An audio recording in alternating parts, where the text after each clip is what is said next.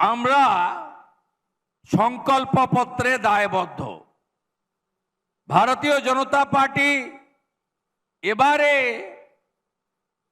যাকে ইস্তাহার বলে, চলতি কথায় ম্যানিফেস্টো বলে, আর আমরা সংকল্পপত্র অর্থাৎ কমিটমেন্ট হিসেবে বলেছি।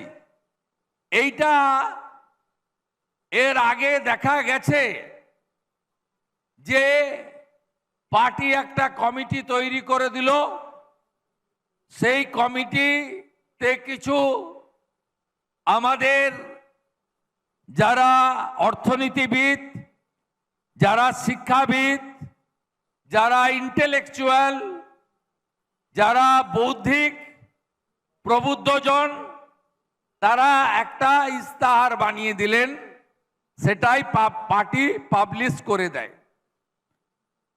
কিন্তু ভারতীয় জনতা পার্টি এবারে 2026-এর গণতন্ত্রের মহোৎসবের আগে মাননীয় রাজ্য সভাপতি, রাজ্যসভার সাংসদ শ্রমিক ভট্টাচার্য মহোদয় তিনি পাবলিশ করেছিলেন বাজারে, গঞ্জে, নগরে ড্রপ বক্স।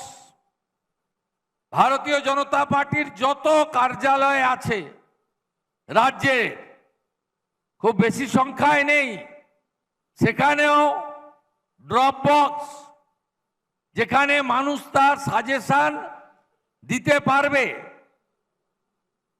তাপস রায় মহোদয়ের নেতৃত্বে, ডক্টর অশোক লাহিড়ির নেতৃত্বে, স্বপন দাশগুপ্তর উপস্থিতিতে একটা কমিটি তৈরি করা হয়েছিল। আরো অনেকে ছিলেন, আমি বক্তব্য দীর্ঘায়িত করতে চাই না, তাই কয়েকজনের নাম উল্লেখ করলাম।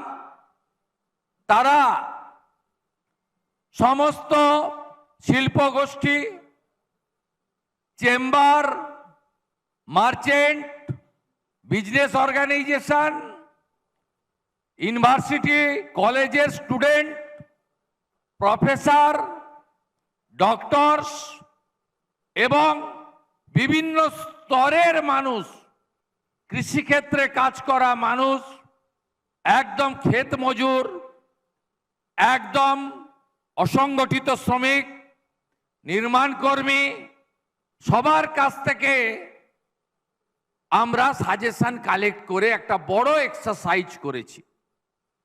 সেই বড় এক্সারসাইজের পরে ফাইনালি আমরা ভারত সরকারের স্বরাষ্ট্র ও সমবায় মন্ত্রী তথা ভারতীয় জনতা পার্টির প্রাক্তন কেন্দ্রীয় সভাপতি অমিত শাহজির হাত ধরে আমরা এটা প্রকাশ করেছি। This is our commitment letter to the voters of West Bengal, অর্থাৎ সংকল্পপত্র আমরা প্রকাশ করেছি।